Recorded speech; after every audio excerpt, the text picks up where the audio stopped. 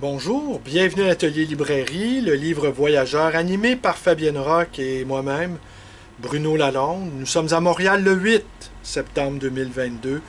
Ce soir, 5e représentation de À Tempéra de Fabienne Roch. Alors, la librairie est encore ouverte, il est 17h30. Nous la fermons à 18h, alors j'espère avoir le temps d'enregistrer cette petite vidéo. Et aujourd'hui, je vous lis un texte assez extraordinaire que m'a conseillé de lire mon ami, le philosophe et écrivain Robert Hébert, et c'est tiré de la revue des étudiants de l'Université de Montréal, publiée en 1962. La littérature par elle-même, dans laquelle on retrouvait Gérard Bessette, Jacques Ferron, c'est le texte que je vais vous lire, André Langevin, André Laurando, Jean-Guy Pilon, Gabriel Leroy et Yves Thériault, pour ne nommer que les plus connus. Alors,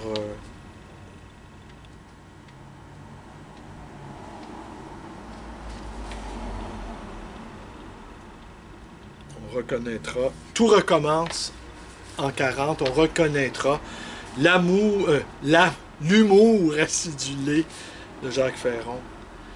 Les plus hardis d'entre nous n'étaient pas de Québec.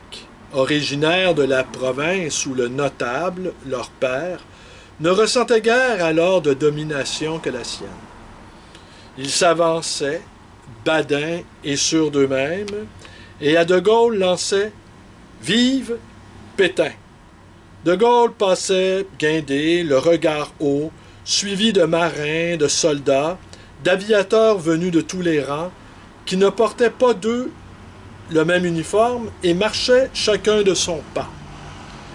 De cette escorte disparate, il y avait même une femme qui s'efforçait d'être martiale, avec le résultat que, du trottoir admirant sa parade, nous l'imaginions désarmée. Nous étions étudiants ou plus vifs de l'âge, et c'était la guerre. Québec occupé par une armée, qu'on disait nôtre, et qui n'était pas française. Nos condisciples québécois, dont les aïeuls s'étaient déjà accommodés d'un siècle de garnison anglaise, ne se formalisaient pas de cette occupation. Par contre, au moindre de nos éclats, ils rentraient vite chez eux de peur d'être compromis. Fils de fonctionnaires courtisans, habiles à tirer parti de tout, ils n'avaient d'opinion sur rien.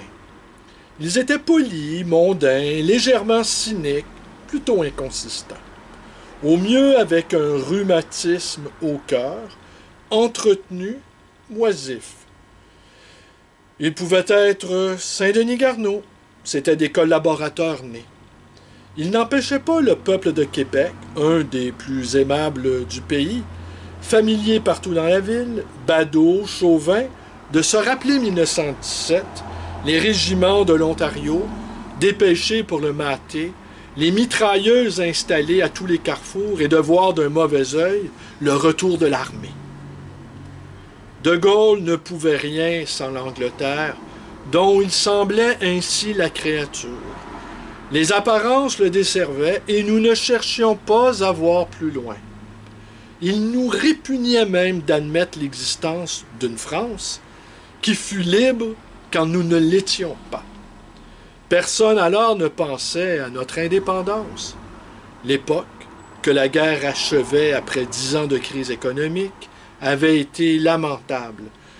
Sa pente nous portait naturellement vers une France vaincue, occupée, humiliée, dont la situation correspondit à la nôtre, et à crier « Vive Pétain !» Nous ne nous rendions pas compte que nous touchions là du neuf, du solide, de l'inespéré, et que c'était la première fois dans notre histoire que nous nous identifions avec le seul pays au monde dont nous ne pouvions pas nous passer. Ce fut ainsi, dans cette bassesse, que se produisit quelque chose de haut, une lueur dans le ciel, par la conjonction de son astre et du nôtre. Toute relation avait cessé avec la France. Pourtant, nous ne nous étions jamais sentis aussi près d'elle. Son abaissement nous avait enlevé tout sentiment d'infériorité. Son malheur conjurait les nôtres. Nous ne pouvons rien pour elle comme elle n'avait rien pu pour nous. Son isolement balançait celui dont nous avions souffert. Nous perdions notre complexe d'abandon. Tel fut le tournant que la guerre marqua. Nous ne fûmes plus après ce que nous étions devant. Notre libération devenait possible. Nous avions changé de temps, naguère du passé, dorénavant de l'avenir. Et nous avons passé à notre tour dans le champ de l'espoir. Aujourd'hui, nous voyons parmi nous des inspirés comme De Gaulle avec des petites escortes disparates. De tout cela, notre littérature s'est ressentie. D'abord, durant la guerre, Saint-Denis Garneau et Monseigneur Camille Roy moururent, emportant chacun dans sa tombe une de nos aliénations concurrentes qui paralysait nos écrivains. Monseigneur Camille, l'aliénation française. Saint-Denis, l'aliénation canadienne. Ensuite, 20 ans n'ont pas suffi à préciser notre destin.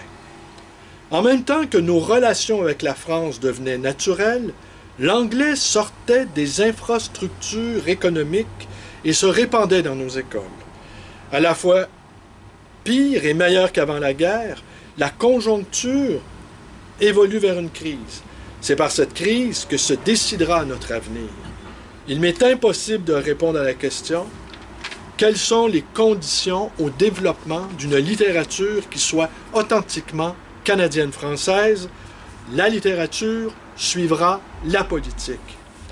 Saint-Denis Garneau, prisonnier de sa caste, privilégié de la servitude, étranger dans sa ville, circulant dans son pays sans le voir, considérant son peuple comme une populace bonne à fournir des serviteurs et des putains, ayant d'ailleurs la frousse des mauvaises maladies, était de la même race que le triste héros Au-delà des visages, un roman bien de la haute ville de Québec, inconcevable ailleurs, sauf peut-être chez les Harkis en Algérie. Il a une vie misérable, tourné vers la France comme un chien vers la lune. Sa culture, de même que celle de Niligan, est purement livresque. De grandes ombres se profilent sur son œuvre. Une sorte de régression mentale le ramenait à l'enfance. Il est là, il n'est plus là. Coucou! Je marche à côté d'une joie, m'en sépare d'une mûre de feuilles de sein, etc. Saint-Denis Garneau a réussi dans le genre Petiot au pied du mont Claudel, quelques gentils poèmes. Quant à son journal, c'est une ineptie. Il y parle de son âme et de Dieu. C'est l'au-delà des visages de celui qui n'a pas de face, la crise intérieure de celui qui n'a pas d'extérieur. On a voulu faire de lui la victime d'une religion désincarnée. C'est une manie en ce pays de tout expliquer par la religion. L'isolement de Saint-Denis Garneau, son impuissance lui venait tout simplement de sa caste, du divorce de celle-ci et du peuple. Divorce pour cause d'infidélité, sinon de trahison. Si au lieu de la littérature il avait choisi la politique, il aurait été quelque chose comme Pierre Sévigny et Maurice Lamontagne. Tout le bruit qu'on fait autour de lui montre que beaucoup d'intellectuels partageaient son désarroi. Il a eu la délicatesse d'en mourir comme lui, comme avant lui Néligan, d'en devenir fou. C'est là son plus grand mérite. Mais alors que pour Saint-Denis Garneau, il n'y avait pas de littérature canadienne-française, pour Monseigneur Camille Roy, elle existait si bien qu'il l'avait mise en manuel. J'ai connu Monseigneur à Laval. Il y était recteur. Il avait le teint de paille de ceux qui se meurent d'un cancer. Il le savait. Nous savions qu'il le savait. Il venait nous parler de Dieu, de nos études, avec une douceur, une élégance, une autorité incomparable. Au terme d'une longue carrière consacrée à l'enseignement, sans doute assez terne et monotone, il mettait une sorte de coquetterie à se parer des séductions de la mort. Il était infiniment séduisant. Nous ne nous lassions pas de le regarder et de l'entendre. C'était d'autant plus beau qu'il avait toujours aimé les jeunes hommes. Auprès de cette parade, son manuel n'est rien. Son vice, au manuel est de séparer notre littérature de la France, ce qui équivaut à l'autre aliénation. Et dans ce cas comme dans l'autre, de la mettre dans des conditions artificielles. La guerre fut le début d'un renouveau. De bons écrivains s'imposèrent. Gabriel Leroy, Germaine Guévremont, Yves Thériault, Roger Lemelin, qui gardent encore après 20 ans bonne cote. 2 ou 3 revues, 3 ou 4 éditeurs surgirent. Loin de nuire, la perte de la France stimulait tout ce qu'il y avait de français ici. On imprima sur papier Bible, en un seul volume, l'œuvre poétique de Victor Hugo, de la part de Bernard Valiquette, de cette audace surprenante, puisqu'à Paris, en 1961, on applaudit au même exploit. Note du libraire, ce n'est pas sur papier Bible. Je pourrais vous le montrer, mais je ne sais pas où il est. Ce fut alors que Bordua, jusque-là assez quelconque, aiguillonné par le retour de Pellin et de la présence fortuite de Breton, du père couturier dominicain, se mit à penser grandement et à préparer la carrière que l'on sait.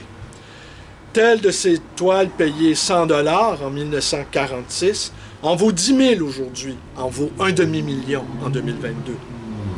L'éclipse de la France avait favorisé ce renouveau.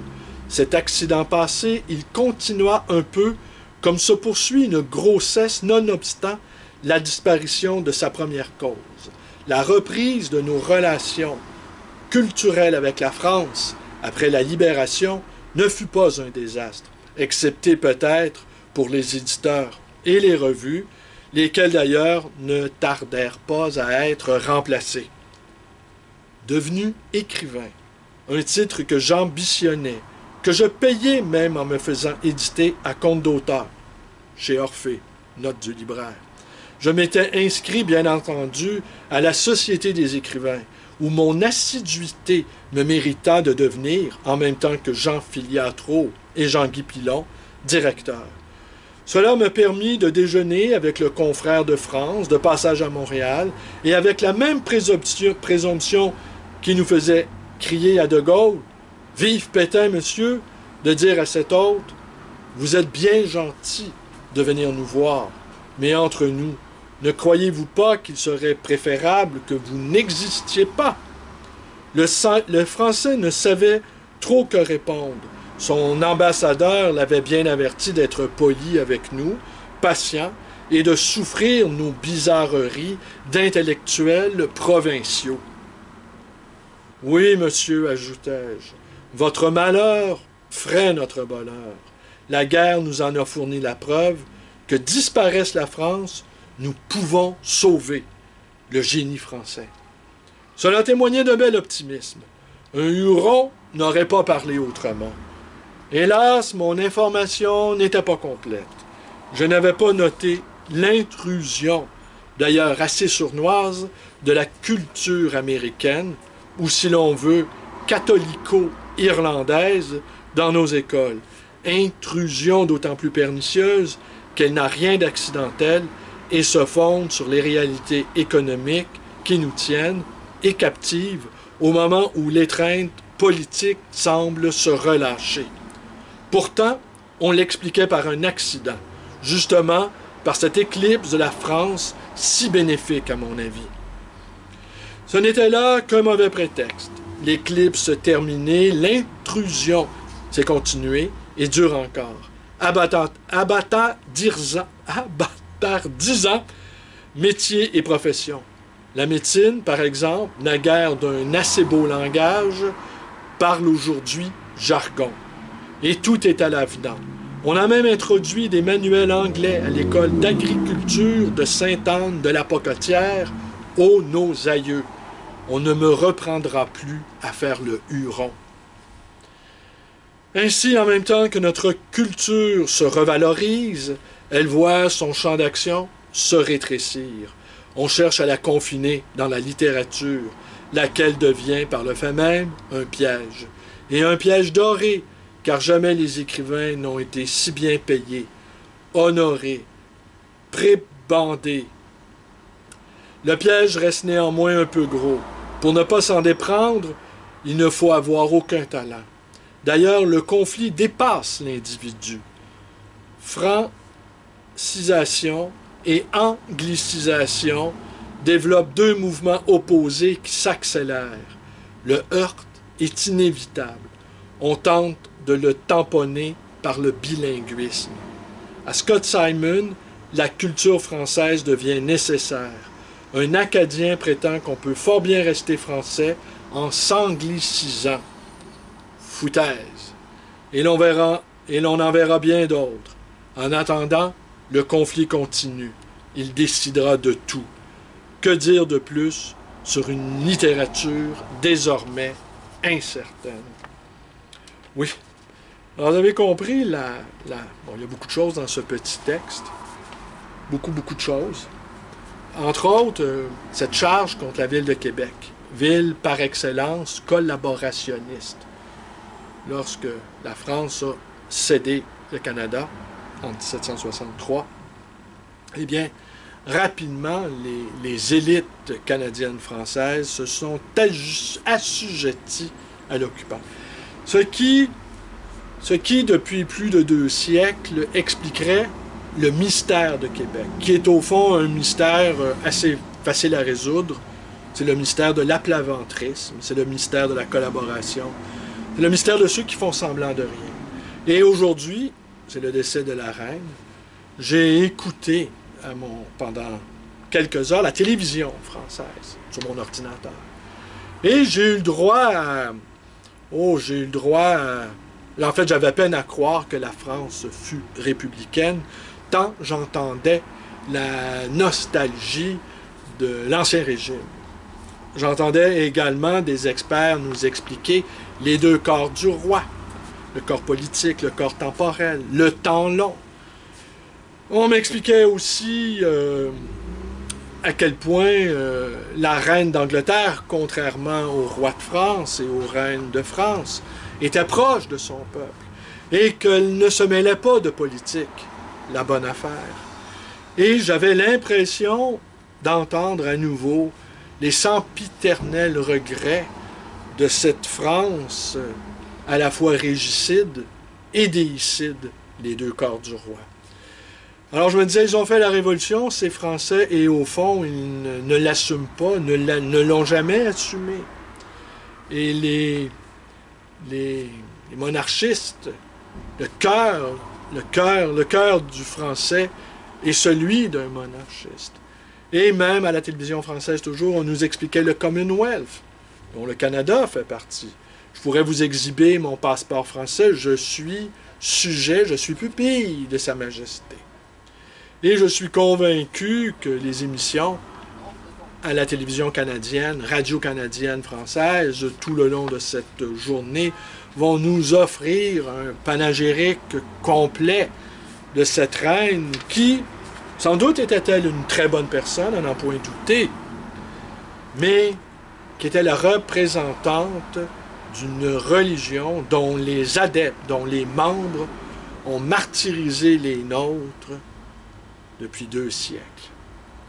Alors, c'est une vieille personne qui est décédée, paix à son âme, mais il n'en demeure pas moins que l'Église anglicane a fait beaucoup de mal au Québec, et je ne me joindrai pas à ce cœur de pleureuse. Je garderai pour moi toute ma réserve et tout mon dégoût, et c'est là que j'ai compris qu'il n'y avait aucun espoir du côté des fédéralistes canadiens quand Trudeau père n'a pas abrogé, n'a pas effacé les symboles de la monarchie constitutionnelle. Là, j'ai compris que Pierre Trudeau était un aimable plaisantin. Et on pourrait faire un parallèle entre la monarchie constitutionnelle canadienne et ce qu'on a appelé la catho-laïcité de certains nationalistes québécois qui ont voulu également garder certains symboles. Mais on aura compris qu'on ne crée pas une république sans faire à défaut de faire tomber les têtes, sans faire tomber les symboles. Alors voilà, un texte humoristique, assez dévastateur pour ce poète quand même, qui n'est pas sans qualité, Saint-Denis Garneau, poète de la modernité, quoi qu'en dise Jacques Ferron, mais on peut comprendre son dégoût devant l'hagiographie dont Saint-Denis Garneau a été l'objet. On peut comprendre aussi Ferron avait un tempérament vif, un tempérament vigoureux, et le caractère chétif de Saint-Denis Garneau avait tout pour lui déplaire. En fait, j'aurais envie de dire ici, c'est un complexe physique. Un complexe physique, une animosité physique qui existait entre les deux hommes, à n'en point douter. À demain.